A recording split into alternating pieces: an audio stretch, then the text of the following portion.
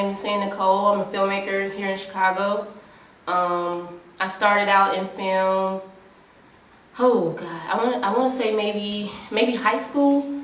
I got a camcorder for prom, and I started documenting things, and the more I documented, the more I just loved watching it back, like watching back a moment in time, and I just developed it into like storytelling. And I've always loved storytelling, and I've always been excited about television, just period. Like I would go over my aunt's house and her TV wouldn't work, and I would just fix it because I wanted to watch TV. And I just had a thing about television and about entertainment and storytelling and being captured by, you know, actors and they really making you believe in the story. So I just wanted to be a part of that. The emergence of black filmmakers in Chicago.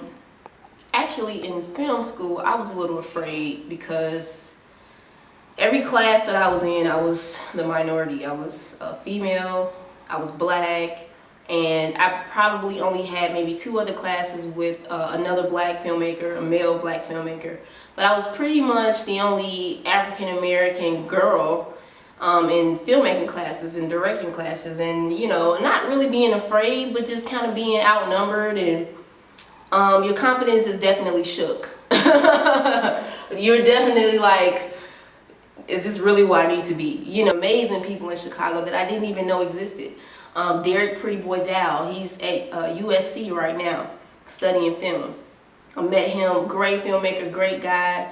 Filmmaker James, we talked on the phone. He did Get a Job in Chicago. It's a feature film. He's a great guy. I went to school with Kevin Hope. He's an actor, now filmmaker, wonderful person. Jeremy Collins, who I've had the pleasure of working with on several projects, great filmmaker, amazing filmmaker. Met him here in Chicago. There's just a lot of filmmakers, and it's so refreshing to know that there's somebody out there like me.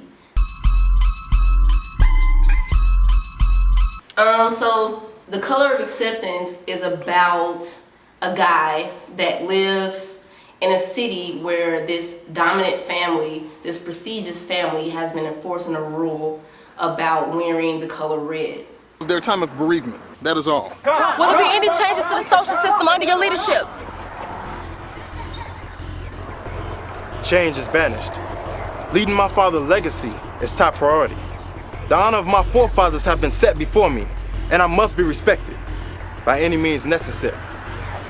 Red will remain. This guy wants to really just practice being himself, and he lives in this this city that won't allow him to do that. And I just parallel it to just real life and being a part of things that people look at as weird, or just having social standards that are just ridiculous. You have to be a certain way, you have to dress a certain way to be a part of a clique or this and that, and everything is really controlled by just people that are programming people to be the same. And I think difference should be embraced instead of ostracized. So that's what the film is about. I use the colors because it's just the simplest form of just the different sides of acceptance and what is to be accepted and what's not. And of course, red and blue, good and bad.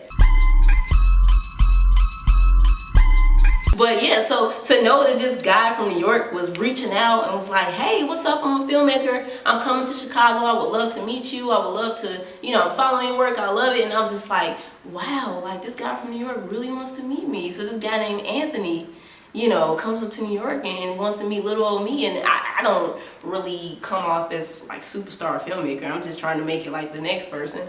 But it's just really refreshing to know that there are really very cool people, and people that don't really let stardom or that type of way that this world has, if tons of people don't know you, they shine from you. I'm glad that there's somebody in New York, or just period, that will reach out to an unknown or be inspired by someone that's really underground and be able to connect with their work and want to know more about them. I thought it was pretty great, and I feel really rewarded and honored to meet someone from New York, from a different culture, but still doing what I'm doing. So thank you, Anthony.